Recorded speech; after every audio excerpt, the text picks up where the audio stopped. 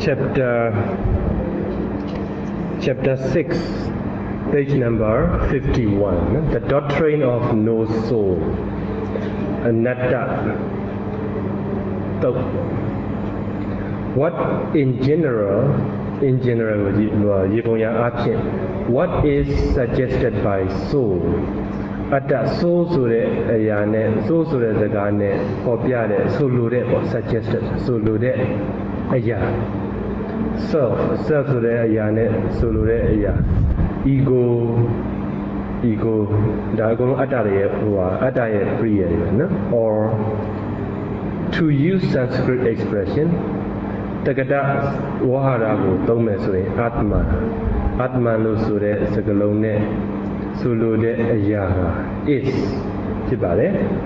that in man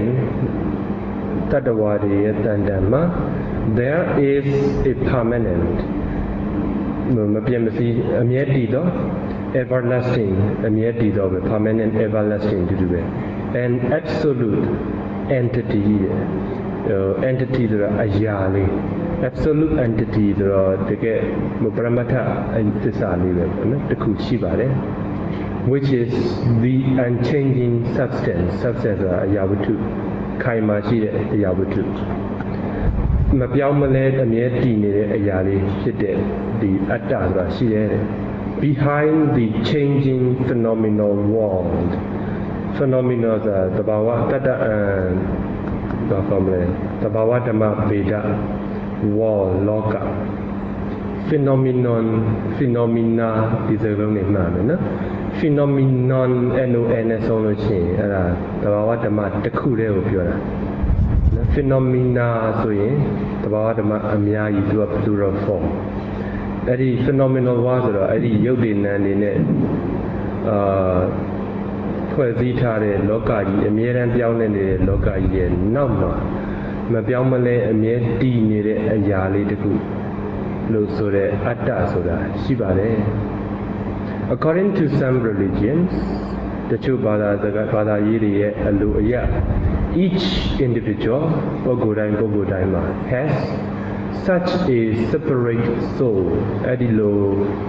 တစ်ခုစီသောအတ္တလေးရှိတယ်which is created by God. ဘုရားသခင်ကဖန်ဆင်းထားတဲ့အတ္တလေးတွေတစ်ခုစီရှိတယ်။ပြောချင်တာတော့လူတစ်ယောက်မှာအတ္တတစ်ခုစီရှိတယ်။တတ္တဝါတိုင်းမှာအတ္တတစ်ခုစီရှိတယ်။ဂျိန်းဆိုရင်ဘယ်လောက်ဒီပြောအတ္တတွေကအများကြီးပဲ။သစ်ပင်တို့ဘာတို့ညာတို့တောတွေတောင်တွေမှာလည်းအတ္တရှိတယ်။နော်။သူကအတ္တမှာသူကsense မျိုးကွဲပြားသွားတဲ့အတ္တတွေ and which finally after death နောက်ဆုံးသိသွားတဲ့အခါသိပြီးတဲ့နောက်မှာ lives နေတယ် eternally မပြတ်မစီးပဲနဲ့အမြဲတည်နေတယ် either in hell ငရဲမှာပဲဖြစ်ဖြစ် or heaven ကောင်းကင်ဘုံမှာပဲဖြစ်ဖြစ်အမြဲရှိနေတယ် its destiny အဲ့ဒီရဲ့လာရ destiny ဆိုတာလာရ depending on the judgment of its creator အဲ့ဒီအတ္တကိုဖန်တီးလိုက်တဲ့သူရဲ့ creator က God ကိုပြောတာနော်အတ္တကိုဖန်တီးလိုက်တဲ့ဘုရားသခင်ရဲ့ဆုံးဖြတ်ချက် judgment ဆုံးဖြတ်ချက်ပေါ်မှာတည်ပါတယ်အဲ့ဒီအတ္တလေးငရဲသွားမလားကောင်းကင်ဘုံသွားမလားဆိုတာ judgment ပေါ်မှာမူတည်တယ် according to other religions ဆိုတော့တခြားဘာသာရေးတွေရဲ့အလိုအရ it goes through many lives အဲ့ဒီအတ္တလေးဟာဘဝပေါင်းများစွာမှာလှည့်လည်သွားလာနေတယ် till it is completely purified လုံးဝစင်ကြယ်သွားတဲ့အချိန်တိုင်းအထိပြောရင်တော့လွတ်မြောက်သွားတာ and it becomes finally နောက်ဆုံးမှာ becomes united ပေါင်းစုံမိသွားတယ် with God ဘုရားသခင်နဲ့ပေါင်းစုံမိသွားတယ် or Brahman ယမနဲ့ပေါင်းစုံမိသွားတယ်အဲယမဒီ universal soul သို့မဟုတ် Atman လို့ခေါ်တဲ့ universal soul ဆိုတဲ့ပရမတ္တမလို့ခေါ်တာ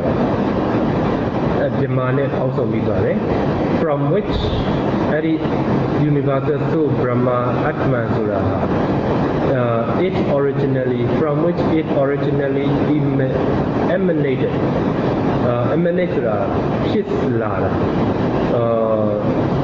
မူရင်းအားဖြင့်အဲ့ဒီမြမာကနေဖြစ်လာတဲ့အတ္တလေးဟာနောက်ဆုံးတော့ဘာနဲ့ပြန်ပေါင်းသွားလဲဆိုရင်မြမာနဲ့ပြန်ပေါင်းသွားတယ်ကြားရနော်This soul or self, adi atta in man, tattvaye tandama, atta is the thinker of thoughts, a duidigo, feeler of sensations, vedanadigo, kanzaredu, and receiver of rewards and punishment. The sune dango yuredu for all its actions, good and bad. Tu ye kaune apiu mure, soတဲ့အပြုမှုတွေအားလုံးအတွက်စုယူတန်ယူစုတွေတန်တွေကိုယူလက်ခံယူတဲ့ဟာကအတ္တပဲ Such a conception ဒီလိုအယူအဆမျိုးကို is called ခေါ်ပါတယ် the idea of self အတ္တဆိုတဲ့အတ္တအယူအဆလို့ခေါ်ပါတယ် Buddhism stands Buddha Bada Yeti unique. Either unique Balunema Matube Tija. Buddhism stands unique. Buddha Bada in the history of human thought. Ludade agree called the Maima. Lude agree called the Maima stands unique. Banema Matube Yeti. In denying Bema Matura Lesoro, Nienema Matura, the existence of such a soul, self or Atman. Atta Tishi de Surago, Niene Niyama, Tacha Belu, Premium Nema Matu. According to the teaching of the Buddha Ye Teyado Ya, the idea of self, Atta Sude Ayusaha, is an imaginary Satan Chito, false Mayan of belief, Yongji Jime, Seguyin Sate Mayan Yongji Jime, which has no corresponding reality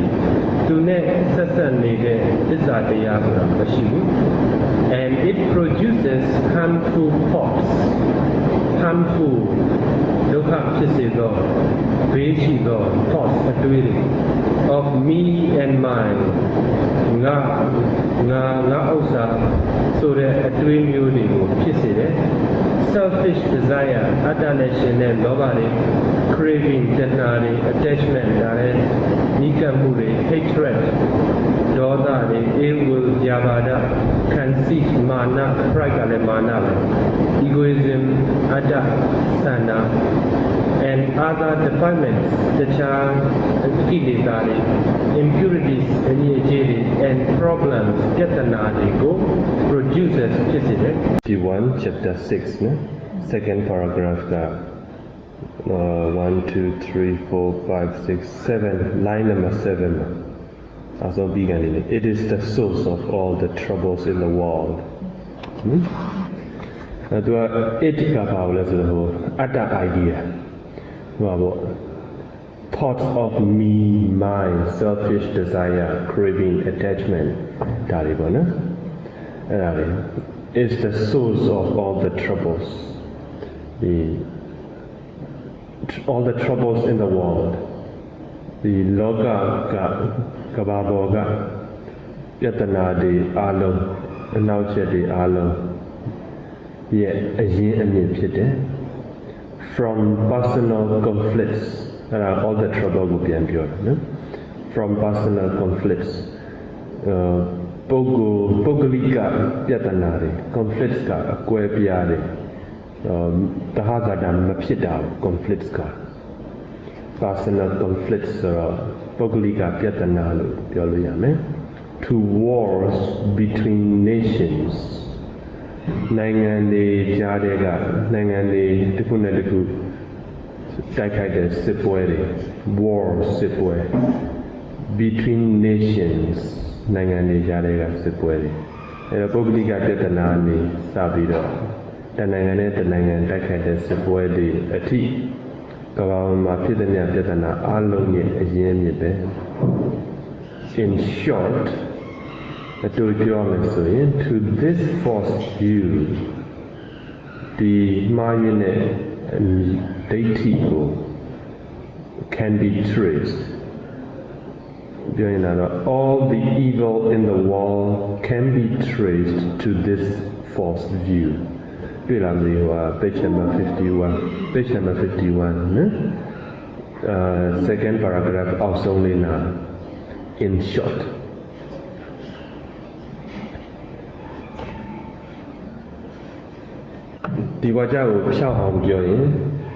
All the evil in the world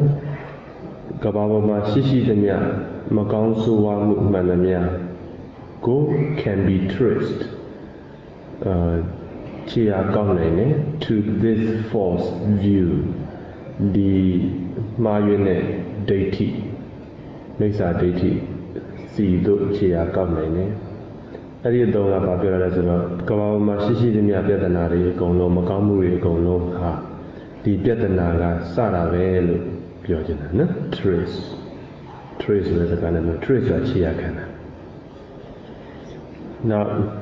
two ideas are psychologically deep rooted in men. Two ideas, Ayusa Nakuha, psychologically, Seda Beda Abshe. Psychology is a Seda Beda Abshe. Are deep rooted. Deep ka nene shine, root ka amidro. Nene shine amid dwelling in man, Luyet Landama. Yusan Nakuha, Luyet Landama, Nene shine ye amid dwelling. Psychologically, those who have become a Luyet sick Landama Lupioya. Self-protection. Go, Gagwe Lure say. Self-protection of Mimiko Gagwe Chinmave. Tame say if you like. Mimiko Gagwe Lure say. And self-preservation. Mimiko Tain South Shadow there say. Have me a real.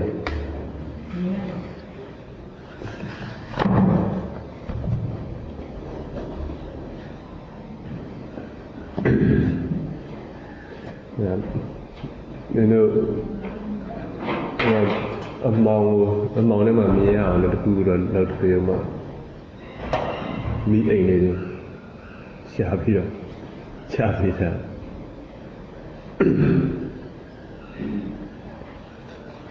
Again,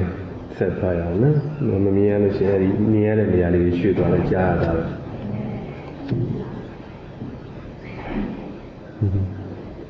Now, for self-protection, Mimiko Gagwego address. Man has created God. Ludaha Payagatingo Panzin like it. Payaga Lu Panzin Amona, Lua Payaga Panzin and the pure. On whom every Payaboma he depends Mikonide for his own protection. To go Gagwego Mikonide, safety, Lonjo Mudra Mikonide. And security, just as a child, Kalingeha depends on its parent. A child his parents its parents that is the detail. Luda same. And the Pima Chowder, and the Pima Chowder, the Sierra Panana to the Sagala, and the Pima Chowder Pano, Cargo Pimen Lucina. Cargo Pimen Lucina, Lucina, Cargo Pimen Lucid the Yam,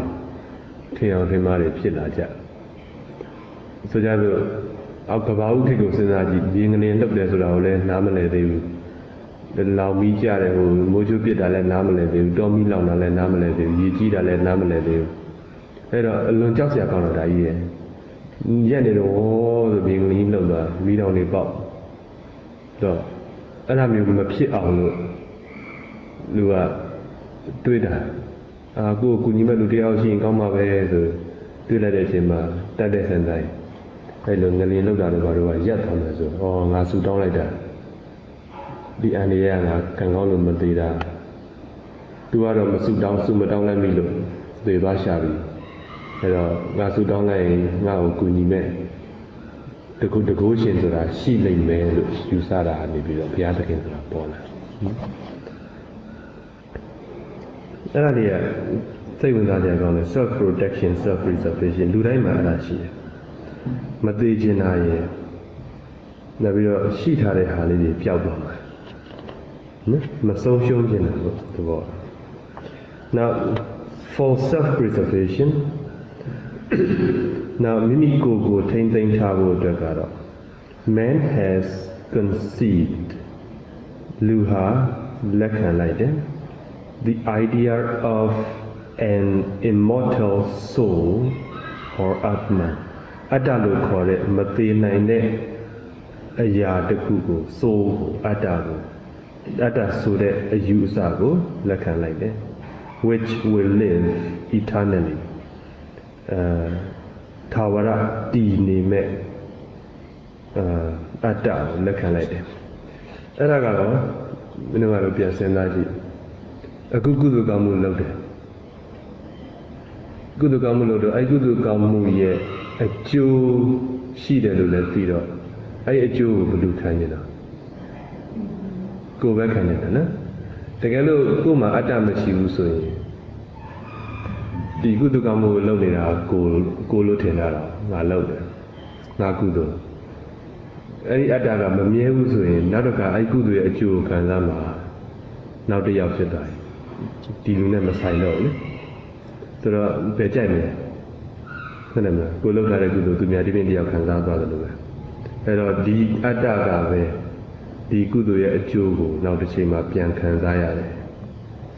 နောက်ဆိုကြဆိုကိုယ်လူတယောက်ကမကောင်းလို့တယ်ဒီလူကငရဲသွားမှာပဲလို့သိတယ်အဲ့ဒီလိုခါမျိုးမှာဒီအတ္တအဲ့ဒီလူရဲ့အတ္တမကောင်းမှုလုပ်နေတဲ့အတ္တပြက်သွားပြီးတော့နောက်အတ္တတစ်ခုပေါ်လာတဲ့အတ္တတစ်ခုကငရဲမှာခံနေတယ်ဆိုရင်ဒါမတရားတယ်လို့မဖြစ်ချင်အဲကြတော့ဘာလို့လဲဆိုတော့ဒီအတ္တကအမြဲတမ်းဒီခုလည်းဒီအတ္တပဲနောက်လည်းဒီအတ္တပဲဆိုတဲ့အယူဆတွေပေါ်လာခရစ်ယာန်ဝါဒမှာလည်းဒီလိုပဲအခုလက်ရှိခရစ်ယာန်ဖြစ်နေတယ်သေလို့ရှိရင်ဘာဖြစ်ချင်လဲကောင်းကင်ဘုံမှာထာဝရဘုရားနဲ့အတူပျော်နေချင်တယ်နော်အဲ့ဒီဟာမျိုးလေးတွေအဲ့ဒါကို self preservation လို့ in his ignorance သူရဲ့တွေ့ဝင်မှုမသိနားမလည်မှုမှာweakness အားနည်းမှု now fear ကြောက်ရွံ့မှု and desire လိုချင်တတ်မှုမှာ man needs these two things to console himself လူသားဟာ needs လိုအပ်တယ် these two things ဒီအရာနှစ်ခုကို to console himself စကိုသူ to console နှစ်သိမ့်ဖို့ရ console ဆိုတာနှစ်သိမ့်တာသူကိုသူနှစ်သိမ့်ဖို့ရဒီအရာနှစ်ခုလိုတဲ့ hence ဒါကြောင့် he clings to them အဲ့ဒီအယူဆနှစ်ခုကိုညီကပ်တော့တယ်ဥပါဒံဖြစ်သွားတယ်လို့ပြောတာ deeply နည်းနည်းရှမ်း and fanatically fanatical ဆိုတာအယူအဆအစွန်းရောက်စွာပြောရင်တော့နည်းနည်းရှမ်းအစွန်းရောက်အောင်ယူတော့တယ်လို့ပြောချင်တယ်နော် fanatically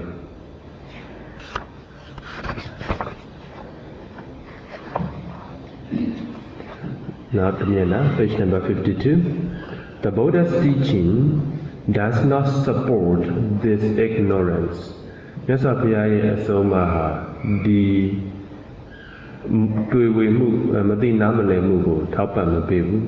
weakness ဒီအားနည်းမှုကိုထောက်ပံ့မပေးဘူး fear ကြောက်ရွံ့မှု desire တမန်မှုဆန္ဒတွေအဲ့ဒါတွေကိုအထောက်ပံ့မပေးဘူးပြောရင်တော့မြောက်မပေးဘူးပေါ့လေ but အဲ့လိုမြောက်မပေးဘဲနဲ့ aims at ဥတည်လိုက်တယ် making man enlightened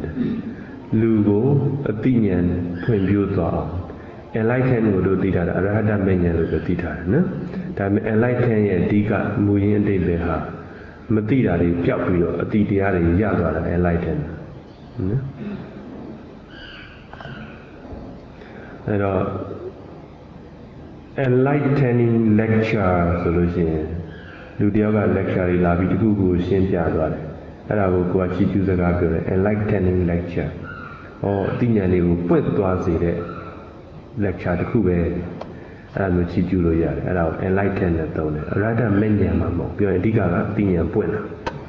အဲ့တော့လူသားတွေကိုအသိဉာဏ်ပွင့်သွားအောင်ဥတည်ရဘယ်လိုလုပ်လဲဆိုတော့ by removing and destroying them ခုနက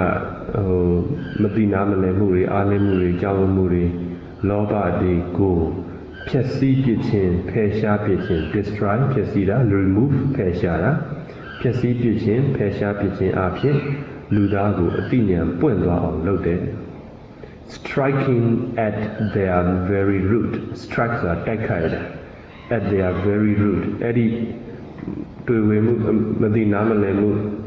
အားနည်းမှုစတဲ့အရာတွေရဲ့အရင်းအမြစ်ကို very root နော်အရင်းအမြစ်ကိုတိုက်ခိုက်ခြင်းအဖြစ်ထိလိုက်ခြင်းအဖြစ်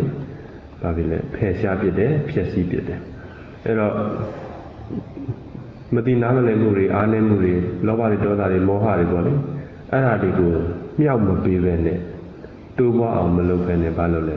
အဲ့ဒါတွေကိုသူတို့ရဲ့အရင်းမြစ်ကိုဖျက်ဆီးလိုက်ခြင်းအပြင်အဲ့ဒါတွေကိုဖျက်ဆီးပစ်ပြီးလူကိုအသိဉာဏ်ပွင့်သွားအောင်လုပ်ပေးတယ်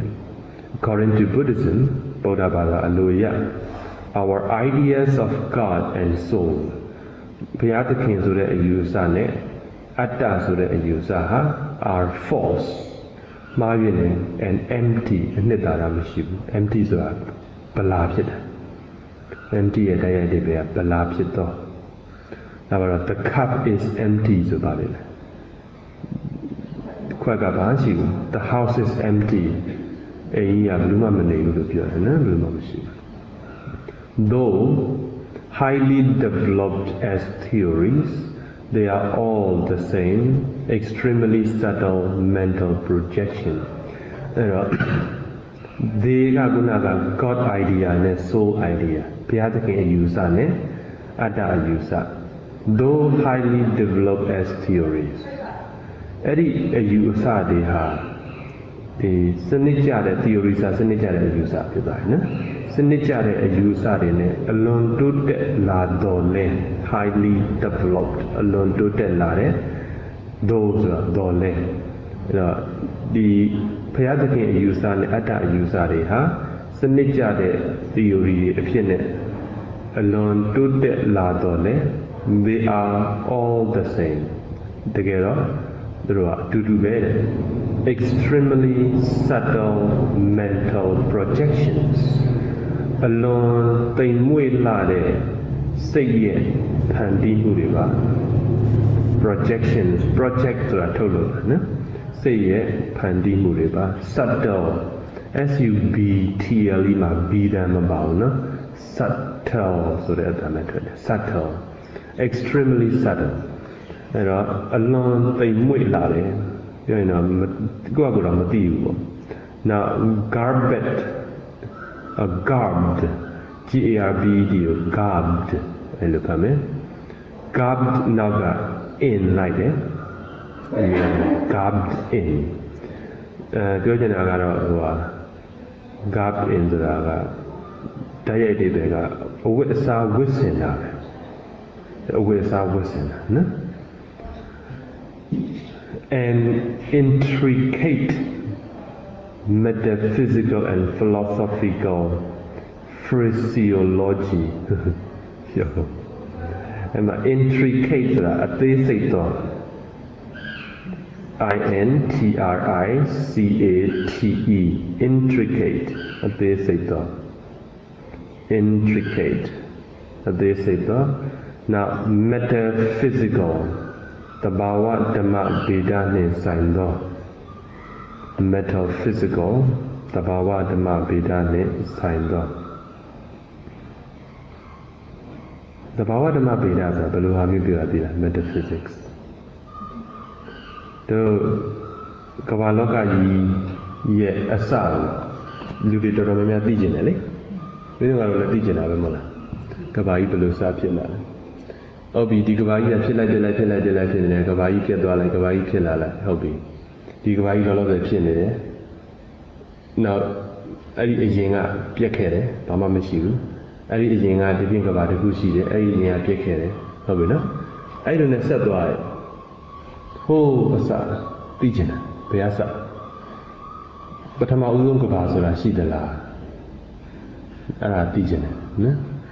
Matina moves with a German doing, never be a. I dreaming in it, but no dreaming in Yamaro to that young year, Pia. Babu the loose and out of Dijan. Then you know, Adi Kavaiha Bayan is upside Pia the king and with the little Wabo. Nearly Jala, lead them a Bahamas, you know. That's how big the house of Kavaibon. That's how Ladam Bahamas. I don't know Lai Pizzi, Nay Pizzi, Kavai Pizzi, Luri Pizzi, so that the chapter of the Pola the Pola La. Tawama Holoshi was Babu say, Buzia de Abadi, surely you will more locally, Babuyo to them.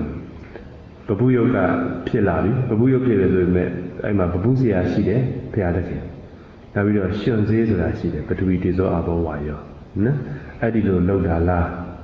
I know, but we did not our wire net. Blood resolution, but low like that, but we are below. Below don't be the Abawa below Banya, Aradigo, Lila, Tuitore, Bata Yaku, metaphysics. Yeah, no?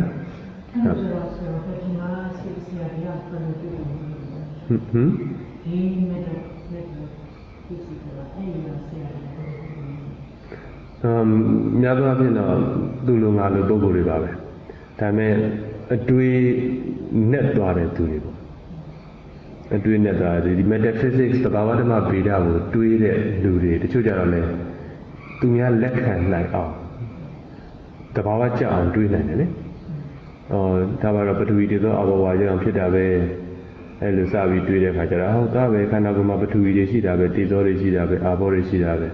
I remember Luma sound, but the Ochin and Ninja. They are the item about to her. I don't need them about. Janet do the other. The way near the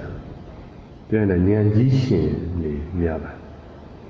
I do me a lacan on pure line dead, spoken Yuri. Metaphysician. Now, philosophy, metaphysics, together metaphysics, philosophy, acquired the cougar. Philosophy is a Tatanika. A do it in philosophy, Mui and Debega, philosophia, the Latin Greek, philosophia, a Mandiago, Mianogin, Debeya. Mandiago, Mianogin. I don't know, Tida Kama, Luri Reggie, Tipping Reggie, Babaji, Koba, Pipia, Alongo, Tariha. The caption is a how ye la so that a twig and sa. Now, go ne listen, Adina. Minonang and the Gapion. The Gapion in the arm. No the video never got jealousy, won't mo you get a little banyan of you. The Gapion is a la, that will. Yena let you know. The Gavin now came of Yonidala. Hingy on Soundidala. Bakwa is the Niyama Nakupi appearance ne reality ne. No about reality is a same appearance raga a twin pian. They get a same man the body a twin pian a near and cheap. I don't say that to say him down the review me blind do what perhaps the review or to say him to get out reality at the mule. Mianama Boniraga, the mule. To meow the demon view me in Dharma. Go with the review, go out to meow. Anna Lucy, Lava time I job as you say they are a million Piazzi.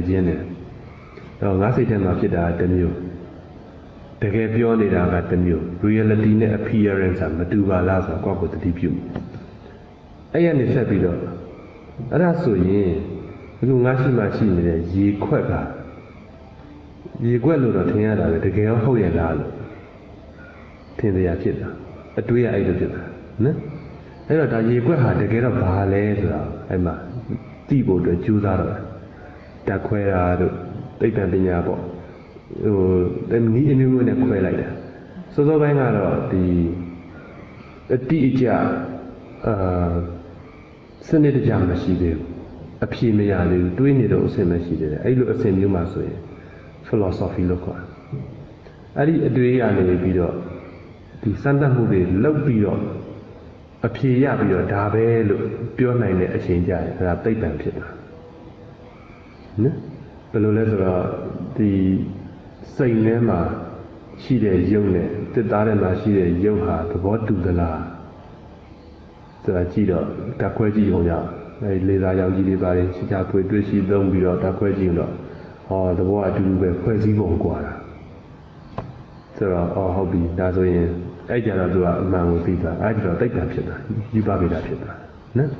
အဲ့ဒီသဘောပဲလူခန္ဓာကိုယ်ထဲမှာဘာရှိလဲသိချင်တယ်ခန္ဓာကိုယ်ထဲမှာနှလုံးကမောတယ်ဘာဖြစ်လို့မောတာလဲသိချင်တယ်ဘာလို့လဲသိတဲ့လူခွဲကြည့်တယ်မောပြီးသိတဲ့လူခွဲကြည့်တယ်နှလုံးသွေးကြောကျင်းတယ်နိုင်ရှင်ကြည့်တယ်နော်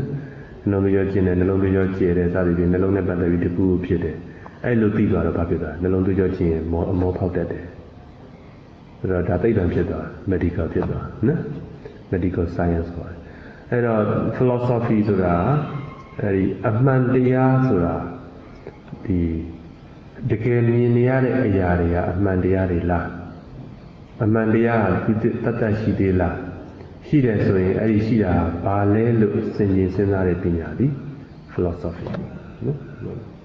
အဲ့တော့ metaphysics က philosophy ရဲ့အခွဲတစ်ခုပဲအဲ့တော့ intricate ကခုနပြောသလိုအသေးစိတ် metaphysics ကသဘာဝဓမ္မနဲ့ဆိုင်သော philosophical ကတသနာနဲ့ဆိုင်တဲ့ phraseology ကစကားလုံးဖွဲ့စည်းပုံ phrase ဆိုတာစကားလုံးအစုတွေမှာ phrase phrase ဒီအသုံးကြီးတွေမကြက်တဲ့ပြဿနာတော့မရှိဘူးနော်အဲဘုဒ္ဓတာဖြစ်အောင်လားပြောတာ phraseology စကားလုံးဖွဲ့စည်းပုံအဲ့တော့ပြန်ချုပ်လိုက်လို့ရှိရင်ဒီဘုရားသခင်ရဲ့ယူဆအတ္တအယူဆဟာ highly developed as theories စနစ်ကျတဲ့အယူဆဝါဒတွေပုံစံအဖြစ်လွန်တိုးတက်နေတော်လဲတကယ်တော့သူတို့ဟာနူးညံ့တိမ်မွေ့လှတဲ့စိတ်ရဲ့စိတ်ကနေပြီးတော့ဖန်တီးလိုက်တဲ့ဖန်တီးချက်တွေပဲနောက်ပြီးတော့အသေးစိတ်ကြတဲ့ဒီသဘာဝဓမ္မနဲ့ဆိုင်သောတသနာနဲ့ဆိုင်သောစကလုံးတွေထဲမှာစကလုံးဆိုတဲ့အဝိအစာကြီးထဲမှာဝတ်ထားတယ်အဝိအစာကြီးကိုဝတ်ထားတာပဲပြောရင်စကလုံးတွေနဲ့ရှုပ်နေတာလို့ပြောချင်တယ်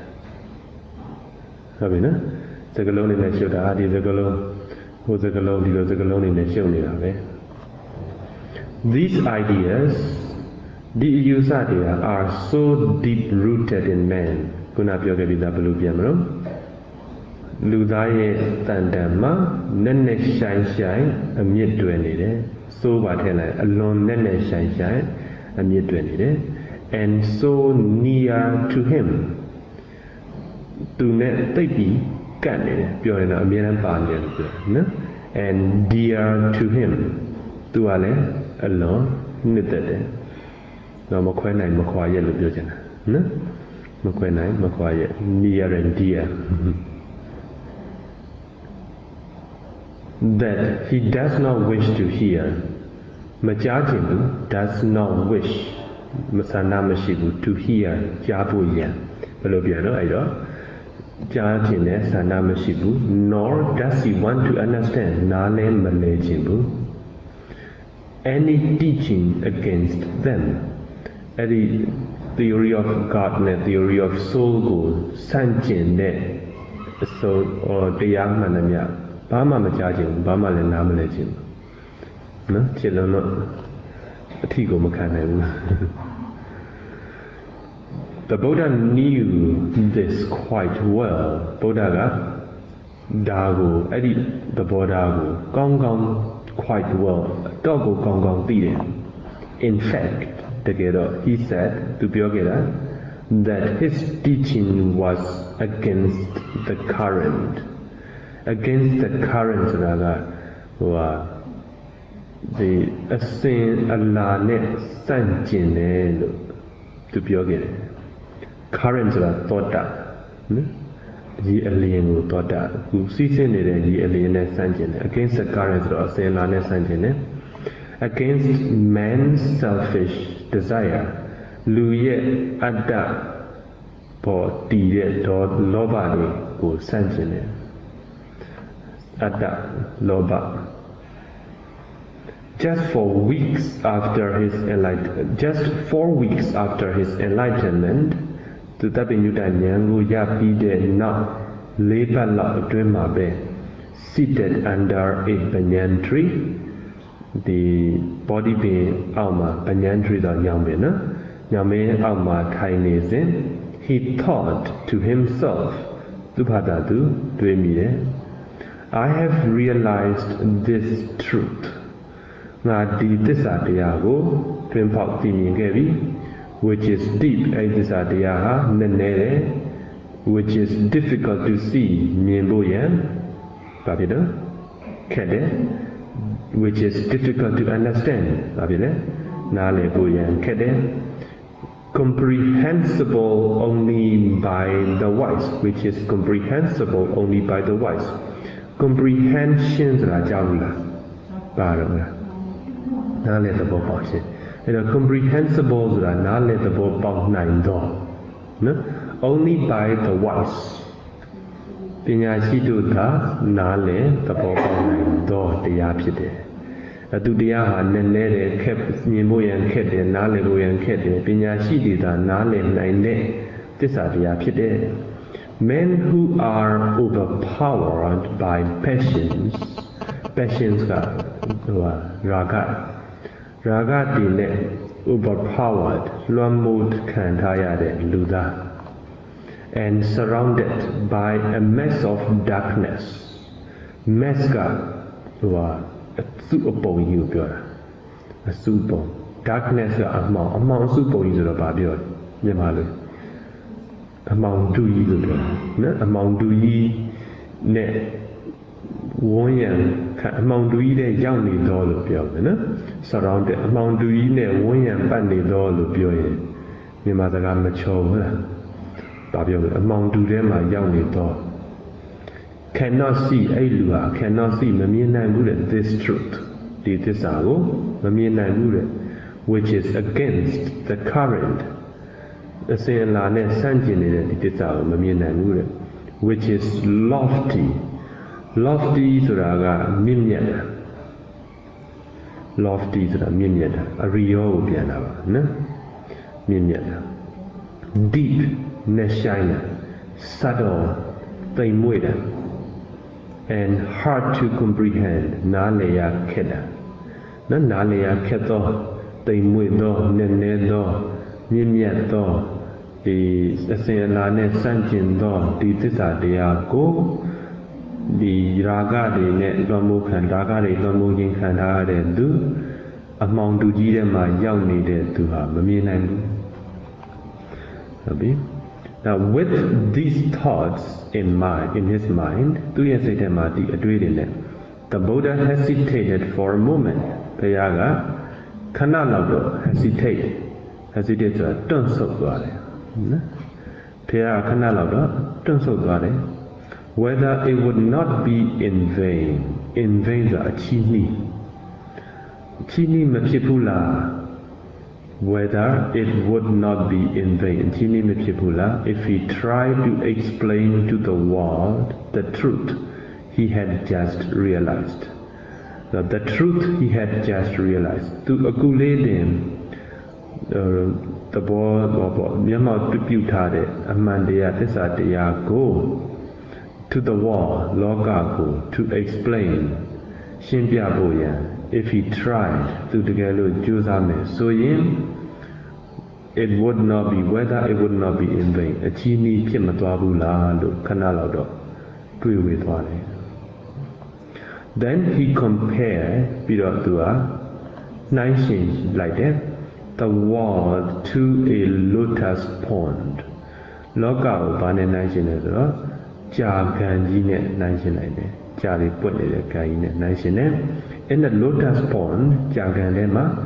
there are some lotuses တချို့ကြာကန်တွေဟာ still underwater ရေအောက်မှာပဲရှိသေးတယ် there are others တခြားကြာပန်းတွေလည်းရှိတယ် which have risen only up to the water level ရေမျက်နှာပြင်လောက်အထိပဲပေါ်လာသေးတယ်တခြားကြာတွေလည်းရှိတယ် there are still others which stand above water ရေမျက်နှာပြင်ရဲ့အထက်မှာရတီးနေတဲ့ဟိုကြာတွေလည်းရှိတယ် and are untouched by it အဲဒီရေနဲ့မထိတွေ့တော့တဲ့ကြာတွေလည်းရှိတယ်ရေထဲမြုပ်နေတဲ့ကြာတွေရှိတယ်ရေမျက်နှာပြင်ပေါ်ကာစကြာတွေရှိတယ်ရေမျက်နှာပြင်ကနေလွတ်ပြီးတော့ရေထဲကိုရေထဲမှာပေါက်တော့လေရေနဲ့မထိတော့တဲ့ကြာတွေလည်းရှိတယ် in the same way ထိုနည်းတူစွာ in this world ဒီလောကမှာ there are men လူတွေရှိတယ် at different levels of development တိုးတက်မှုအစဉ်အတန်းအမျိုးမျိုးရှိတဲ့လူတွေရှိတယ်ပြီးတော့လူတွေရဲ့အစဉ်အတန်းဟာမျိုးမျိုးပဲ some would understand the truth တချို့တော့သစ္စာတရားကိုနားလည်မှာပဲ so the Buddha decided to teach it ဒါကြောင့်ဗုဒ္ဓဟာ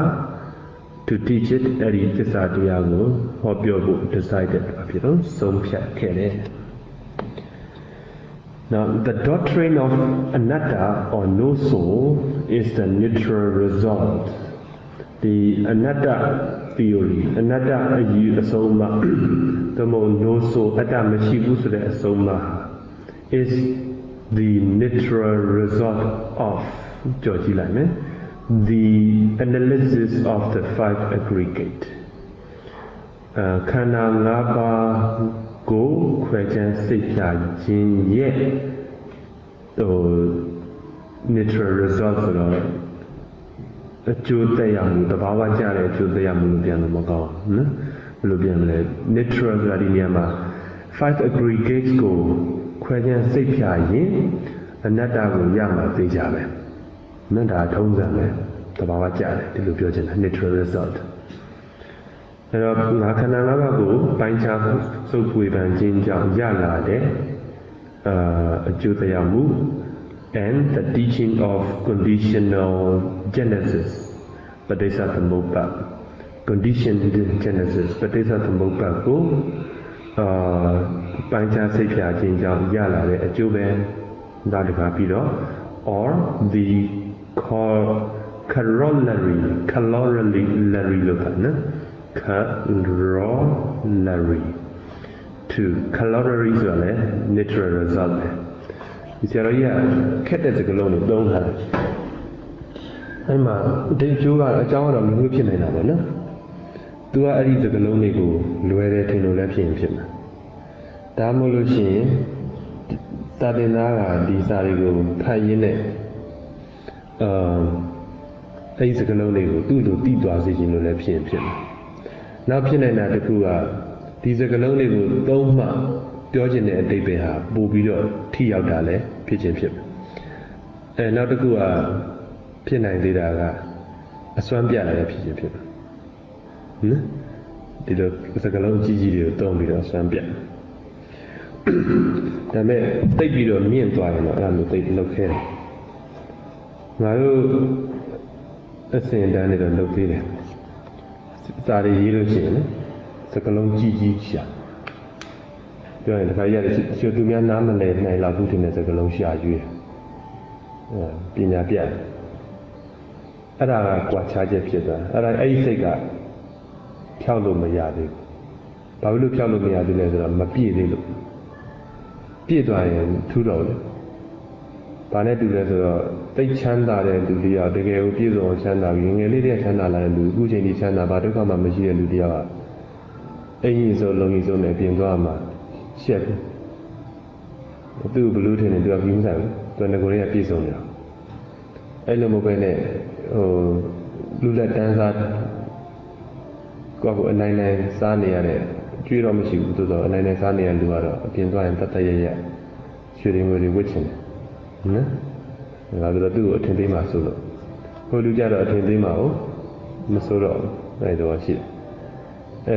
တို့အစင်းနေလည်းဒီလိုအင်္ဂလိပ်စာရေးတယ်ဆိုရင်ရေးတော့ရေးတတ်တယ်သို့သောစကားလုံးအကြီးကြီးရှားသုံးခြင်းတော့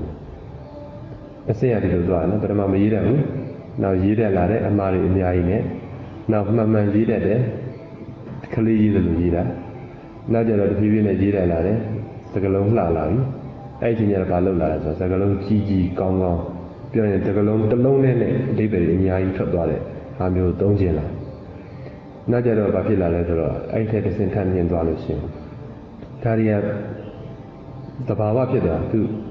ဟိုဟာအထူးစမ်းနိုင်မဟုတ်တော့ဒါတွေကသူကောင်းထဲမှာအလိုလိုထွက်နေတဲ့စကားလုံးတွေဖြစ်သွားတယ်နော်အဲဒါကြောင့်မလို့အဆင့်စာရေးတာလည်းအဆင့်ရှိတယ်ဒါတော့ဒီဆရာတော်ကြီးရဲ့အဆင့်ကဘာမှမသိတော့ဘာဖြစ်လို့ဒီစကားလုံးကြီးကြီးသုံးတာမှမသိသို့တော့သူသုံးပေးထားတော့ကိုရတာပေါ့နော်ကျေးဇူးတင်ရတာအဲ့တော့ဒါဆိုရပြီနော်အနတ္တ theory ဟာခန္ဓာ၅ပါးကိုခွဲခြားစိတ်ချရင်လည်းရတာပဲနောက်ပြီးတော့ပဋိစ္စသမုပ္ပါဒ်ကိုလေ့လာလို့ရှိရင်လည်းအနတ္တဖြစ်သွားတာနော်ခန္ဓာ၅ပါးကိုခွဲခြားစိတ်ချရင်စက်မကြည့်သေးပဲနဲ့ဘယ်လိုလုပ်ရအနတ္တယုတ်ဟာအနိစ္စလားဒုက္ခလားအနတ္တလားကြည့်ရတော့အနတ္တအနိစ္စဒုက္ခအနတ္တဟုတ်တယ်တခုစီတန်းလဲကြည့်တော့အတ္တမဟုတ်ဘူးအဲ့တော့ဥပမာနာဂပိဏမထေပြောသလိုရင်ယထာဘယင်းစီးတဲ့ရင်ယထာဒီဘိန်းက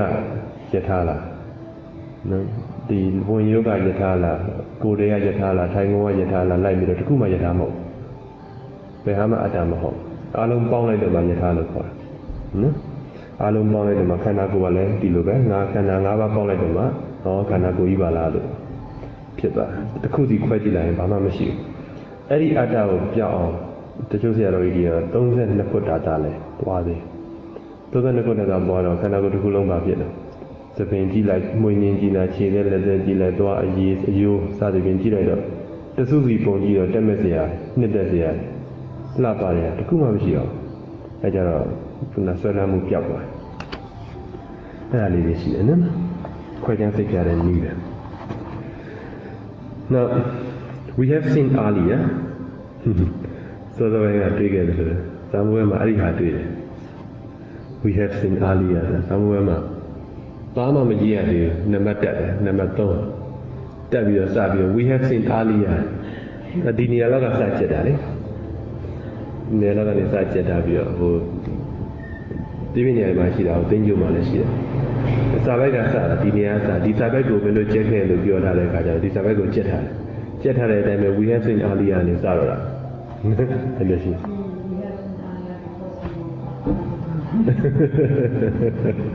earlier in the class ကြောက်ပြီငါတို့စောစောပိုင်းကတွေ့ကြရတယ်လို့ပဲ in the discussion of the first noble truth ဒုက္ခသစ္စာကိုဆွေးနွေးကြတဲ့အခါမှာ that we have seen that ဒီလိုပြောကြတာနော်တွေ့ကြရပြီ what we call a being or an individual a being တတ္တဝါတယောက် or an individual ပုဂ္ဂိုလ်တယောက်လို့ငါတို့ခေါ်တဲ့အရာဟာ is composed of the 5 aggregates ခန္ဓာ၅ပါးနဲ့ဖွဲ့စည်းထားတာပဲ is composed of ကိုခန္ဓာ၅ပါးရဲ့အစုအပေါင်းပဲလို့ပြန်လဲရတယ်နော်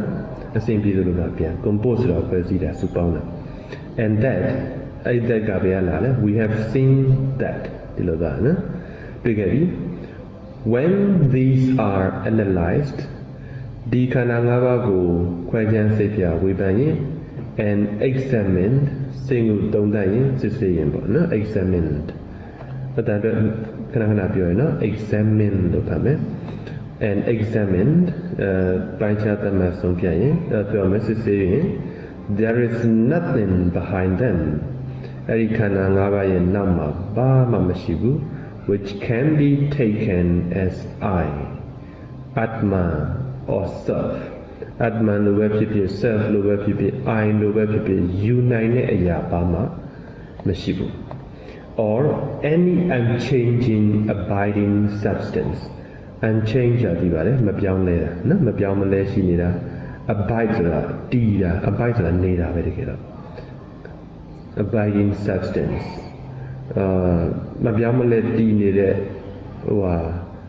directly တစ်ခုမှမရှိဘူးအနှစ်သာရဆိုကြပါစို့ That is the analytical method ဒါကခွဲခြမ်းစိတ်ဖြာတဲ့နည်းပါ analytical method အဲ့တော့ခန္ဓာ၅ပါးနဲ့ကြည့်တဲ့ခုတည်ကြည့်တဲ့အခါကျတော့ဘာမှမတွေ့တော့ဘူးအဲ့ဒါကို analytical method လို့ခေါ်တယ်ခွဲခြမ်းစိတ်ဖြာတဲ့နည်း Now the same result is arrived အဲ့ဒီသဘောတရားအဲ့ဒီအဖြေဟာအဖြေကိုရတာလေ arrived at ဆိုတာရောက်သွားတယ်လို့ပြောချင်တယ်နော်ဒီအဖြေဟာရောက်သွားတယ်ဆိုတာဒီအဖြေကိုရတယ် through the doctrine of conditioned genesis တတိယသမုပ္ပါအဆုံးမှာတရားတော်ဖြင့်ဒီအဖြေကိုရောက်တာပဲတဲ့ which is the synthetical method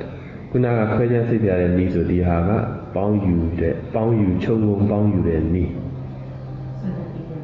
synthetical ကခြုံငုံပေါင်းယူတဲ့နည်းခြုံငုံပေါင်းယူတဲ့နည်းကဘယ်လိုပြောရလဲဆိုတော့ဟိုခန္ဓာ၅ပါးကိုခွဲတာမဟုတ်ဘဲနဲ့ဟိုဟာသူတခုစီကြည့်တာမဟုတ်ဘဲနဲ့အဆက်ကိုလိုက်ကြည့်တာလေဟိုသင်္ခါရပစ္စည်းပြောတာတာလာယရဏပစ္စည်းဖတ်တော့နော်ဒါလည်းအာယတနာ6ပါးကြောင့်ဖတ်တာဖြစ်တယ်ဖတ်တာကြောင့်ဝေဒနာဖြစ်တယ်ဝေဒနာကြောင့်တဏှာဖြစ်တယ်စသဖြင့်အဲ့လိုခန္ဓာ၅ပါးအစဉ်တိုင်းမဟုတ်ဘဲနဲ့ဆက်တော့အဲ့ဒါကို synthetic method တော့နော်အဲ့တော့ဒီဟာလေးရဲ့အဓိပ္ပာယ်ကိုပြောဖို့တော့တို့လည်းသိကြမကျွမ်းကျင်ဘူး analytic နဲ့ synthetic အဲ့တော့မှတ်ထားမှာကလောလောဆယ်မှာခန္ဓာ၅ပါးနဲ့ခွဲခြမ်းစိတ်ပြတဲ့နည်းဒီ analytical method ခေါ်တယ်ပဋိစ္စသမုပ္ပါဒ်လို့ခွဲခြမ်းစိတ်ပြတဲ့နည်းကို synthetical method ခေါ်တယ်ဒီလောက်ပဲမှတ်ထားလိုက်နော်ဘာလို့လဲ analytic နဲ့ synthetic ဆိုတဲ့စကားလုံးဟာတရားသုံးတဲ့စကားလုံးတွေ philosophy မှာဘယ်လိုသုံးတယ်လဲမသိတော့မမှတ်မိတော့ဆိုတာသင်တော်သင်ငယ်မိတာမသိဘူး Now everything is conditioned ပြောရမယ် according to this အဲ့ဒီပရိသတ်သမုပ္ပါဒ်အရာ nothing in the world is absolute လောကမှာဘယ်ဟာမှသူကြီးတည်နေတာမရှိဘူး absolute ဆိုတာအဆုံးသတ်အမှန်တရားနော်ပရိသတ်သမုပ္ပါဒ်ကိုမင်းတို့သဘောပေါက်တယ်နော်ပရိသတ်သမုပ္ပါဒ်ဖတ်တာနဲ့ဝေဒနာနဲ့နှစ်ခုဟာတစ်ခုစီဖြစ်တာလားတွဲဖြစ်တာဖတ်တာကဘာစေတသိက်လဲတပါစိတ်တာဝေဒနာတပါစိတ်တာအဲ့တော့စိတ်တစ်ခုဖြစ်ပြီဆိုရင်ဖတ်တာရောဝေဒနာရောတစ်ပြိုင်တည်းဖြစ်တယ်ဒီနှစ်ခုကဘယ်တော့မှခွဲမရနော်အဲ့တော့ဖတ်တာဖြစ်ရင်ဝေဒနာဖြစ်တယ်ဒီစကားကဖတ်တာဖြစ်ရင်ဝေဒနာဖြစ်တယ်ဆိုတဲ့စကားဖတ်တာမဖြစ်ရင်ဝေဒနာမဖြစ်ဘူးဆိုတဲ့စကားပဲအတူတူပဲမလားနော်ဖတ်တာဖြစ်ရင်ဝေဒနာဖြစ်တယ်ဆိုဖတ်တာမဖြစ်ရင်ဝေဒနာမဖြစ်ဘူးအဲ့တော့ဖတ်တာမပါဘဲနဲ့ဝေဒနာကြီးတက်ကိုမရှိဘူးအဲ့ဒါကို absolute မဟုတ်ဘူးလို့ပြောတယ်ရှောင်လို့မရဖတ်တာကလည်းတာလာယရဏရှိရင်ဖတ်တာဖြစ်တယ်တာလာယရဏပစ္စည်းဖတ်တော့လေခန္ဓာကိုယ်မှာအာယုံ6ပါးရှိရင်ပြောရမယ်လေဒီအာယတနာ6ပါးရှိရင်အပြင်လောက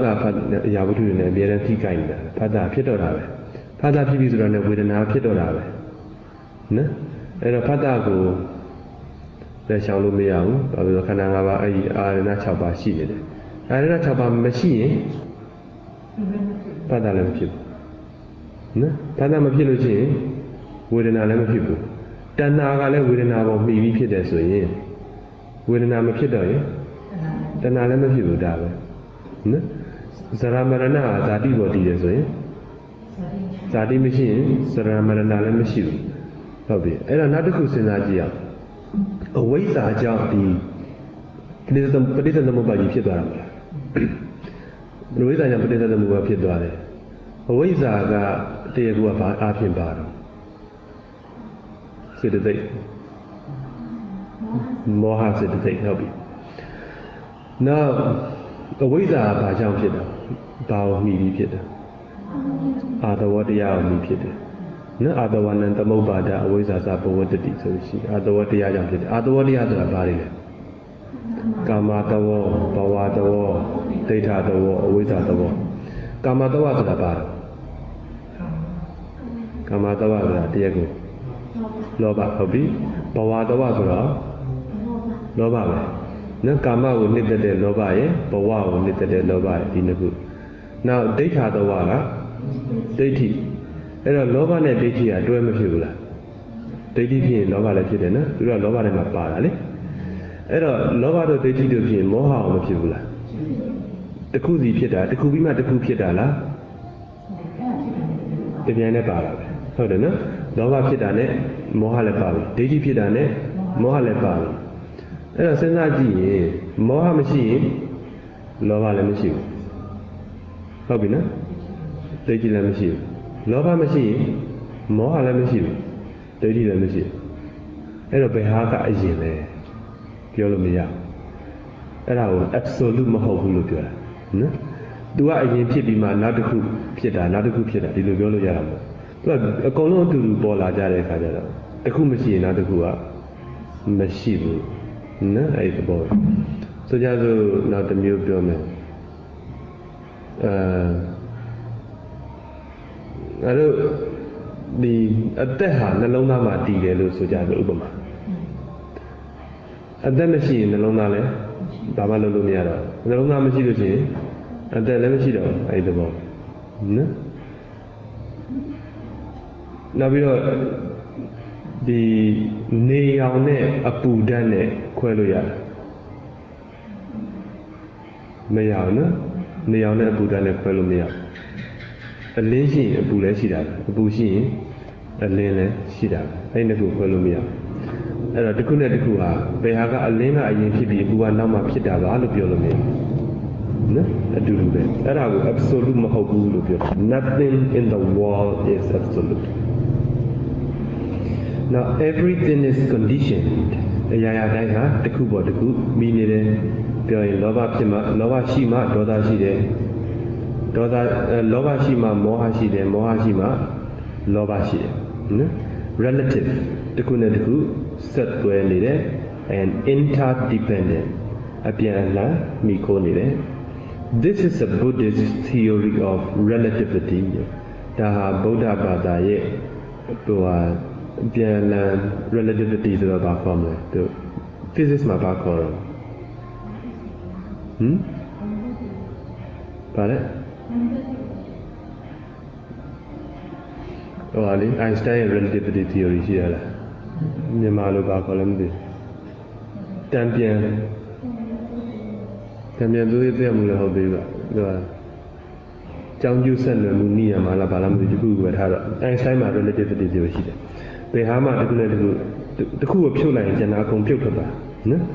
စัจ java လာကြီးတွေကတစ်ခုဖြုတ်ပလိုက်လို့ရှိရင်ကျန်တဲ့စัจ java လာကြီးအကုန်ဘာမှမရှိတော့အဲ့ဒီဘောပြော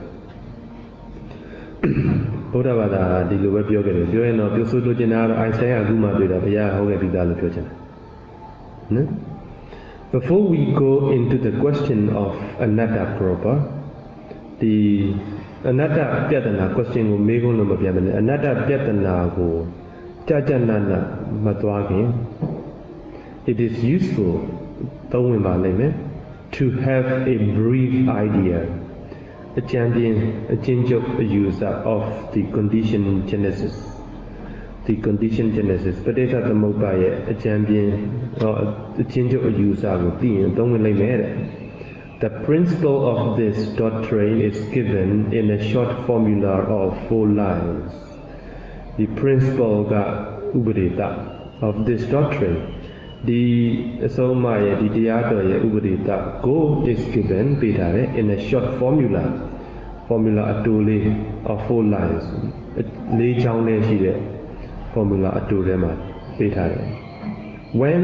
this is that is ဒါဖြစ်ရင်ဟိုဟာလည်းဖြစ်တယ် this arising that arises ဒါဖြစ်နေဟိုဟာလည်းဖြစ်တယ် when this is not ဒီဟာမဖြစ်ဘူးဆိုရင် that is not ဟိုဟာလည်းမဖြစ်ဘူး this ceasing ဒီဟာချုပ်သွားရင် that ceases ဟိုဟာလည်းချုပ်သွားတယ်နော်ဒါဖြစ်ရင်ဟိုဟာလည်းဖြစ်တယ်ဒါဖြစ်ပေါ်လာရင်ဟိုဟာလည်းပေါ်လာတယ်ဒါမဖြစ်ရင်ဟိုဟာလည်းမဖြစ်ဘူးဒါချုပ်သွားရင်ဟိုဟာလည်းချုပ်သွားတယ်ဒါပဲ on this principle of conditionality ဒီတစ်ခုနဲ့တစ်ခုကြောင်းကျိုးဆက်ဆက်ကျေစုပြုနေတယ်ဆိုတဲ့ဥပဒေတာမှာ conditionality ကိုအခြေအပြန်တယ်နော်ကြောင်းကျိုးဆက်ဆက်ပြီးကျေစုပြုနေတယ်ဆိုတဲ့ဥပဒေတာမှာ relativity တစ်ခုနဲ့တစ်ခုဆက်သွယ်မှု and interdependent တစ်ခုနဲ့တစ်ခုအပြန်အလှန်မိခိုမှုမှာ the whole existence ဘဝတစ်ခုလုံး and continuity of life ဘဝရဲ့စက္ခါပြည့်ပြည့်မှု and its cessation အဲ့ဒီဘဝတွေချုပ်ငြိမ်းသွားခြင်း are explained ကိုရှင်းပြတယ် in a detailed formula အသေးစိတ်ဥပဒေတာ which is called Paticcasamuppada condition genesis လို့ခေါ်တဲ့ပဋိစ္စသမုပ္ပါဒမှာရှင်းပြတယ် consisting of 12 factors အဲ့ဒီပဋိစ္စသမုပ္ပါဒမှာအင်္ဂါ12ပါးပါတယ်